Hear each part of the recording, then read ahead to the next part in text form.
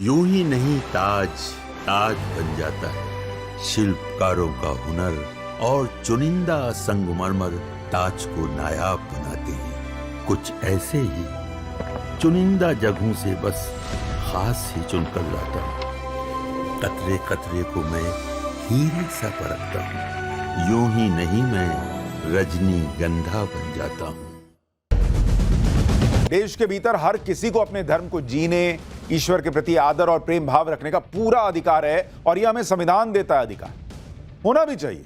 यही भारतीय संस्कृति की पहचान है और आज की थोड़ी है, सदियों पुरानी पहचान। हर हिंदुस्तानी को एग्जिस्टेंस की लाइन पर गर्व करता है। देश के बहुसंख्यक आबादी की सहिष्णुता दुनिया ने देखी है, लेकिन सर तन से जुदा वाला नारा, यह कौन सी भक्ति है, कौन सा प्रेम है भाई?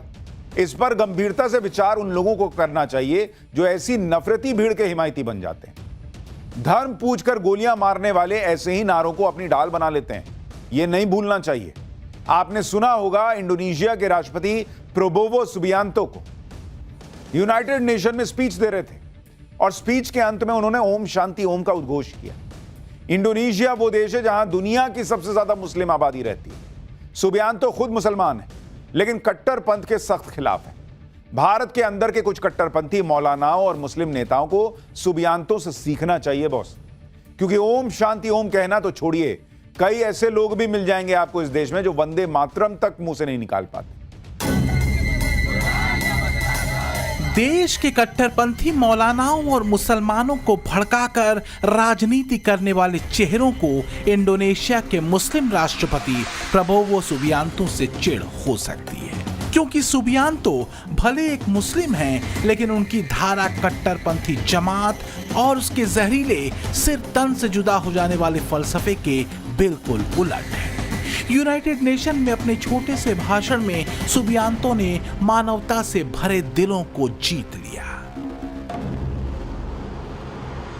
We must have an independent Palestine, but we must also recognize, we must also respect, and we must also guarantee the safety and security of Israel. Only then we can have real peace. Real peace. Wassalamualaikum warahmatullahi wabarakatuh. Shalom. Om Santi Santi Santi Om. Namo Buddhaya. कट्टरपंथी जमात के कारकुनों के लिए Prabowo Subianto की दोनों ही line नाकाबिले बर्दाश्त है। हिंदुस्तान में तो कुछ कट्टरपंथी मौलाना वंदे मातरम जैसे जय घोष को भी बोलने से साफ मना कर देते हैं, लेकिन दुनिया के सबसे बड़ी मुस्लिम आबादी वाले देश इंडोनेशिया का हाल जरा अलग है। इस मुस्लिम बहुल देश में रामलीलाओं का मंचन होता है, और वो भी बड़े पैमाने पर।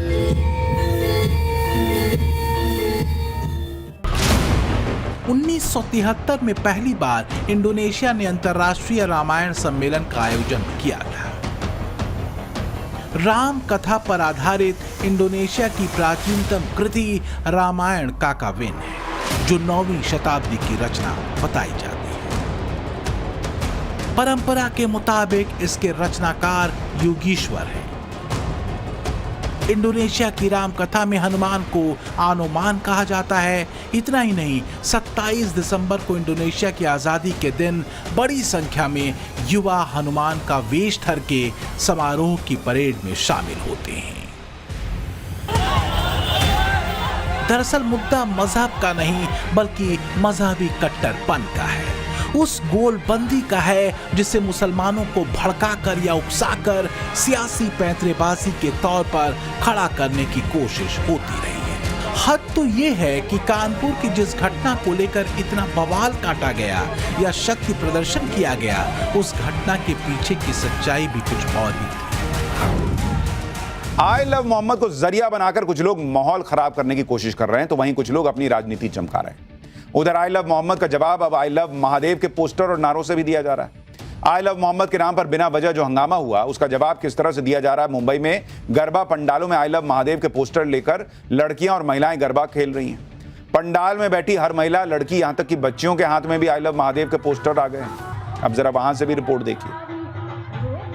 आई लव मोहम्मद इस नारे को लेकर पूरे देश में जो एक बहुत बड़ा माहौल बन गया है, जिसको लेकर जगह जगह प्रोटेस्ट हो रहे हैं आई लव मोहम्मद के नाम से, इसका जवाब अब मुंबई के गरबा पंडालों से दिया जा रहा है। यहाँ पर आप देख सकते हैं जो महिलाएं, जो पुरुष यहाँ पर डांडिया करने के लिए आए हैं, उनके हाथों में आई लव महादेव के पोस्टर दिखाई दे रहे हैं। यहाँ जो लोग बैठे हुए हैं उनके हाथों में भी आप आई लव महादेव के पोस्टर्स भी देख सकते हैं।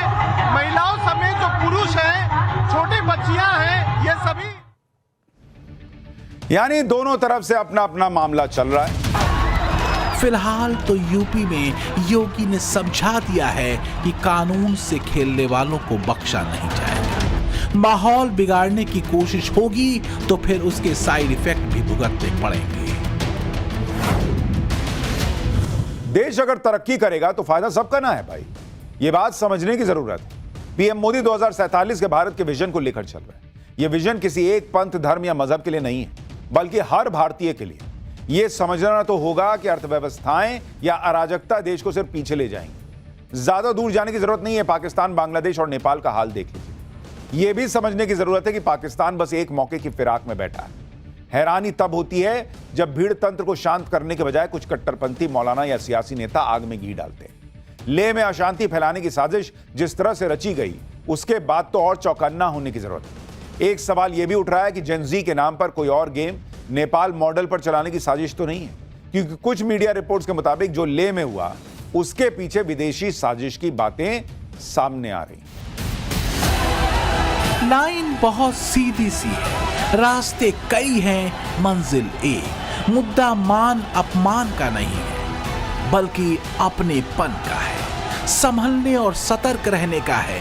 कहीं ऐसा न हो सियासी विरोध करते करते हम किसी जहरीले टूल किट का हिस्सा बन जाए। बाकी जिन्होंने माहौल में जहर घोला, उनका इलाज तो तलाशा ही जाएगा। Bureau report, times now, Navbharat. और अब पाठशाला की वीकेंड क्लास का नेक्स्ट चैप्टर। बॉस प्रधानमंत्री नरेंद्र मोदी फाइटर जेट की लाइन लगाने वाले हैं। 4th जनरेशन से लेकर 5th जनरेशन और स्टील्थ कैटेगरी के लड़ाकू विमान हिंदुस्तान के आसमान में गर्जना करते दिखाई देंगे। और ऐसा भी नहीं है कि इसके लिए हमारी सेना को बहुत लंबा इंतजार करना पड़ेगा। रूस ने ऐसा ऑफर दिया है जिसे सुनकर पाकिस्तान के कान खड़े हो गए।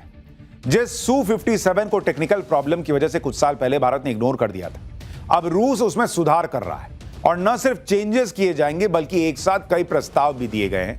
मतलब हिंदुस्तान में भी उसे बनाने का प्रस्ताव दिया जा रहा है। 5th जनरेशन का जो फाइटर जेट भारत खुद अपना बना रहा है, उसकी तकनीक में भी मदद का वादा कर रहा है रूस। और भी बहुत सारे फायदे रूस की तरफ से गिनाए और बताए जा रहे हैं। मोदी और पुतिन की केमिस्ट्री तो हर कोई जानता है। क्या पता मुनीर और शहबाज के साथ बड़ा खेला हो जाए। अब सवाल है कि क्या भारत सिर्फ फाइटर जेट तक रहेगा सीमित? तो भाई साहब ऐसा लगता नहीं। मिसाइल, वॉरशिप और भी बहुत कुछ ऐसा है जिसे मोदी ने डिफेंस डायरी में नोट कर लिया है। जमीन से अग्नि प्राइम का परीक्षण हुआ। आसमान के लिए रूस ने Su-57 का ऑफर दिया और समंदर में 2028 तक 25 नए वॉरशिप होंगे।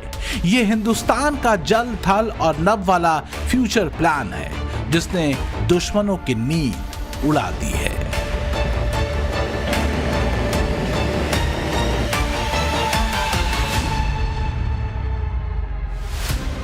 आसिम मुनीर और जिनपिंग इंडियन आर्मी को लेकर मोदी के माइंड को रीड करने की कोशिश कर रहे थे, मगर बेचैनी का मीटर तेजी से बढ़ता जा रहा है। ऑपरेशन सिंदूर के बाद मोदी सरकार का फोकस इंडियन आर्मी को पूरी तरह से एडवांस करने का है। जहां पर एयरफोर्स को फाइटर जेट और टेक्नोलॉजी, तो वहीं थल सेना को ऐसे हथियार प्रोवाइड करने पर जोर है जो कि 300 किलोमीटर की रेंज तक बिना सामने आए दुश्मन के इलाकों को तहस नहस कर दे। तो वहीं इंडियन नेवी के लिए वॉरशिप और मिसाइलें प्रोवाइड करने का प्लान है। रूस ने मोदी को ऐसा हवाई संदेशा भेजा है जो पाकिस्तान को डराने के लिए काफी है, और ये मैसेज है Su-57 का, जिस फाइटर जेट को रूस लंबे समय से बेचने की कवायद कर रहा है, उसमें तेजी आ सकती है। रिपोर्ट्स में दावा किया गया है कि रूस Su-57 विमान की 2 या 3 स्क्वाड्रन भारत को बेचने के लिए आतुर है। इसके लिए रूस के कुछ अधिकारी HAL के नासिक प्लांट का दौरा कर सकते हैं। इसके बाद की स्टडी की जाएगी क्या Su-57 का प्रोडक्शन Su-30 MKI के प्लांट में ही शुरू हो पाएगा। रूस ने 2018 में भी 5th जनरेशन इसी फाइटर जेट को बेचने की कोशिश की थी, लेकिन भारत ने हाथ खींच लिए थे। वजह बताई गई Su-57 की स्टिल्थ क्षमताओं में शक। इसके अलावा इसके इंजन को लेकर भी लगातार चिंताएं बताई जा रही थी, लेकिन अब दावा किया जा रहा है कि रूस ने अपने इंजन में बदलाव को लेकर कदम उठा लिया है। Su-57 के शुरुआती वेरिएंट में AL-41F1 इंजन लगाए गए थे, जो 4th जनरेशन के लिए डिजाइन किए गए थे। अब Su-30 इंजन डेवलप कर लिया गया है, जिसका इंटीग्रेशन किया जाएगा, यानी ये 5th कैटेगरी का होगा। इसके बाद रूस ने भारत को एक ऐसा ऑफर दिया है जिसकी उम्मीद ऑपरेशन सिंदूर के पहले दूर दूर तक नहीं थी, यानी रूस 100% टेक्नोलॉजी ट्रांसफर के साथ साथ सोर्स कोड भी देने को राजी है।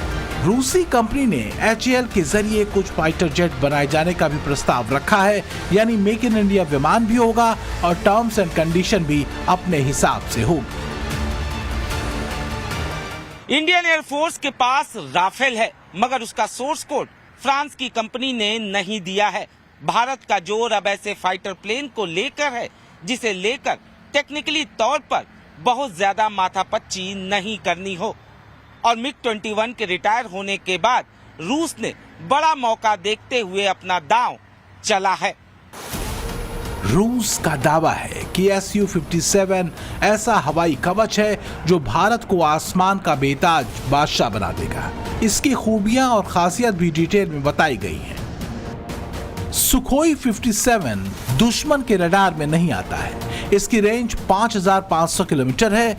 1 घंटे में 2470 किलोमीटर की रफ्तार पकड़ सकता है। हाइपरसोनिक मिसाइल ले जाना इसके लिए आम बात है। इसमें 20 किलोमीटर की सर्विस सीलिंग है। दुश्मन के किसी भी हवाई सुरक्षा को भेदना इसके लिए चुटकियों का काम है। हालांकि ये कही गई बातें जंग के मैदान में टेस्टेड नहीं है, इसलिए भारत पक्के तौर पर भरोसा नहीं कर रहा। हालांकि रूस को उम्मीद है कि कंक्लूजन बहुत जल्द निकलेगा।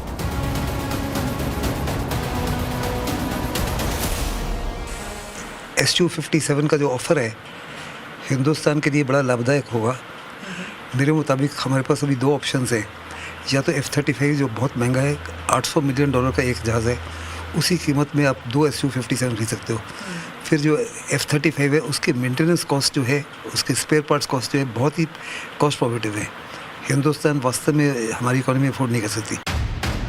सवाल भरोसे का है, तकनीक का है और फिर इंतजार डील का है। सूत्रों का दावा है कि अगर रूसी अधिकारियों की टीम ने अपनी तरफ से सिग्नल दिया तो अगला फैसला रक्षा मंत्रालय और एयरफोर्स की टीम को लेना है।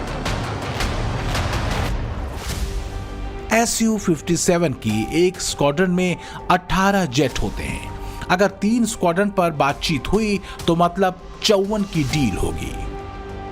इंडियन आर्मी के भरोसे को सुखोई 57 ने जीता तो फिर कई यूनिट्स का प्रोडक्शन हिंदुस्तान में किया जा सकता है। शुरुआत में 3 से 5 स्क्वाड्रन को मेक इन इंडिया के तौर पर प्रपोज किया गया है। रूस भारत का पुराना पार्टनर है और जब से ट्रंप ने टैरिफ वाला एपिसोड स्टार्ट किया उसके बाद से भारत और रूस की केमिस्ट्री के चर्चे फिर से प्राइम आर की तरह है। रूस से अतिरिक्त S-400 को लेकर बातचीत चल रही है और इसी के जरिए वो हिंदुस्तान को एयर डोमिनेंस के फायदे गिना रहा है। इसी साल के आखिर में रूसी राष्ट्रपति व्लादिमीर पुतिन भारत आ सकते हैं और बहुत संभव है उससे पहले Su-57 से जुड़ी सारी औपचारिकताएं पूरी कर ली जाएं। अगर सब कुछ सही रहा तो भारत और रूस अगले कुछ महीने में डिफेंस सेक्टर के लिहाज से बहुत ऐतिहासिक मुहर लगाने जा रहे हैं, ये मान के चलिए। आप सभी जानते हैं आज सरकार मेक इन इंडिया पर, मैन्युफैक्चरिंग पर कितना बल दे रही है। हम चिप से शिप तक भारत में बनाना चाहते हैं और इसलिए आपकी ईज ऑफ डूइंग बिजनेस के लिए हम लगातार काम कर रहे हैं। सरकार ने 40,000 से ज्यादा कंप्लायंस खत्म किए हैं। अब रिसर्च में प्राइवेट इन्वेस्टमेंट के लिए सबको आगे आना ही होगा। ये समय की मांग है। हमें स्वदेशी रिसर्च का, स्वदेशी डिजाइन और डेवलपमेंट का पूरा इकोसिस्टम बनाना है। सोचिए, जब आसमान में राफेल को 5th जनरेशन के फाइटर जेट का साथ मिलेगा, उस वक्त तस्वीर कैसी होगी? क्या पाकिस्तान की गुस्ताखी करने की हिमाकत होगी? पाकिस्तान के मौजूदा राष्ट्रपति आसिफ अली जरदारी चीन में J-35A के प्लांट का दौरा कर चुके हैं और ये ढोल बजा चुके हैं कि जल्द ही पाकिस्तान चीन से 5वीं पीढ़ी का फाइटर जेट हासिल कर लेगा। मगर कहते हैं ना, हाथी के दांत दिखाने के कुछ और खाने के कुछ और वाले।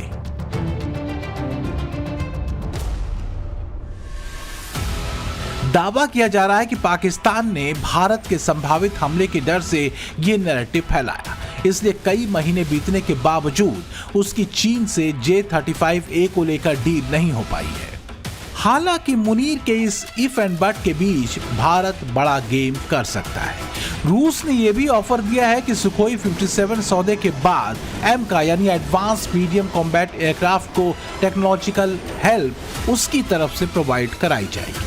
ये वो फाइटर जेट है जो 5th जनरेशन का है और मोदी सरकार ने इसके लिए अपना स्टील टेक्नोलॉजी वाला प्लान काफी हद तक स्वदेशी तकनीक पर शिफ्ट कर दिया है। I believe that we cannot remain slave to Western concepts of war, war fighting, and warfare. I also believe that war is a science as well as an art. A warrior, in my view, has to be very, very creative. We'll never be able to lead in defense technology unless we are creative. We'll have to be very innovative, inventive and imaginative. एमका को तैयार होने और सेना को handover होने में 10 साल का वक्त लग सकता है, लेकिन इसमें तकनीक ऐसी होगी जिसकी दुनिया भर में मिसाल दी जाएगी। एमका के लिए L&T ने भारत इलेक्ट्रॉनिक्स लिमिटेड के साथ सौदा किया है। ये दोनों कंपनियां सरकार की एरोनॉटिकल डेवलपमेंट एजेंसी के नोटिस पर जल्द जवाब देंगी।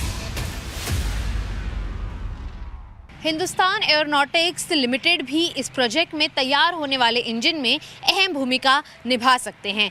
वजह है मेक इन इंडिया के तहत इस फाइटर जेट का निर्माण करना।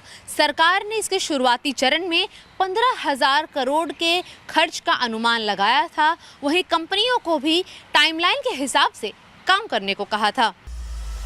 L&T डिफेंस और एरोस्पेस प्लेटफॉर्म्स बनाने की एक्सपर्टीज का इस्तेमाल करेगी।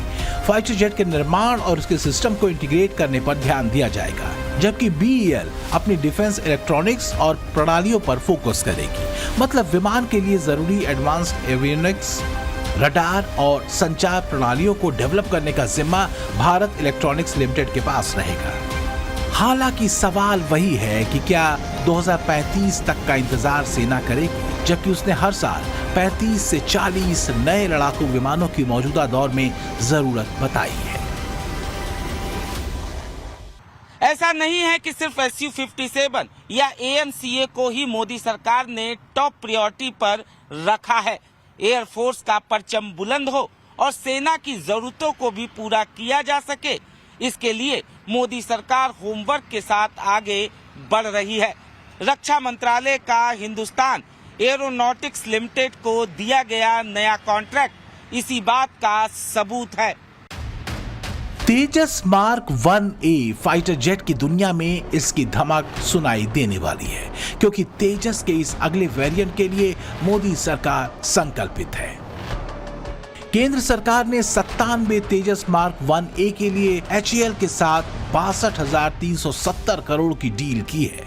फरवरी 2021 में 83 फाइटर जेट के लिए 46,898 करोड़ की डील की गई थी। इस लड़ाकू विमान की पहली डिलीवरी 2028 को होनी है और खबर यह भी है कि पाकिस्तान बॉर्डर के पास बीकानेर के नाल एयरबेस पर इसे तैनात करने का प्लान है। ये हवा में हिंदुस्तान का वो चक्रव्यूह है जिसमें पाकिस्तान एंड गैंग का बुरी तरह मात खाना तय है। विकसित भारत की कल्पना आत्मनिर्भर भारत के बिना संभव ही नहीं है। भारत को विकसित होना है तो हमें दूसरों पर अपनी निर्भरता को कम करना ही होगा और इसलिए आज भारत खाने के तेल से लेकर आधुनिक लड़ाकू विमान तक हर क्षेत्र में आत्मनिर्भरता पर बल दे रहा है। हिंदुस्तान की आसमानी शक्ति ने पाकिस्तान को रात में दिन जैसा उजियारा दिखा दिया। 24 सितंबर को अग्नि प्राइम मिसाइल की सफल लॉन्चिंग हुई तो ऐसा मुकाम हासिल कर लिया जो मिसाइल दागने की क्षमता बदल देगा। ये मिसाइल 2000 किलोमीटर दूर तक निशाना मार सकती है और कमाल की बात यह है कि मूविंग ट्रैक पर होते हुए भी इसको दुश्मन के ठिकाने टारगेट करने में दिक्कत नहीं आती। अमेरिका, चीन, रूस और नॉर्थ कोरिया के बाद भारत ने इस महारत को हासिल किया है। ऐसा भी नहीं है कि एक ट्रेन में सिर्फ एक मिसाइल ही लोड और लॉन्च होती है, बल्कि इनकी संख्या जरूरत के हिसाब से फिक्स की जा सकती है। कैनिस्टर में बंद होने की वजह से धूल, धूप या बारिश इस पर बेअसर रहती है। हिंदुस्तान का जो रेल नेटवर्क है 68,000 किलोमीटर है। अगर हमारे पास रोड मोबिलिटी थी, अभी कैनिस्टर के साथ लॉन्च करने की रेल मोबिलिटी आ गई है। इससे हम इसको बड़ी आसानी से छुपा सकते हैं। दुश्मन प्रीएम्प्टिव स्ट्राइक्स में इसको डिस्ट्रॉय नहीं कर सकता और हमारी फ्लेक्सिबिलिटी बहुत बढ़ गई है। हम इसको कहीं से भी फायर कर सकते हैं, दिल्ली से भी फायर कर सकते हैं, साउथ से भी फायर कर सकते हैं, नॉर्थ से भी कर सकते हैं, अरुणाचल से भी कर सकते हैं, श्रीनगर से भी कर सकते हैं। मिसाइल की रेंज है 2000 किलोमीटर, स्पीड है 7 times the speed of sound और इसके जो है हाईली मैन्यूवरेबल है, बड़ी एक्यूरेट है। जमीन और आसमान की ताकत देख ली, अब समंदर की शक्ति का एहसास भी कर लीजिए। हिंदुस्तान के पास 150 से ज्यादा मॉडर्न वॉरशिप होंगे। मोदी सरकार इस पर बहुत तेजी से काम कर रही है। इसी का असर है कि 2028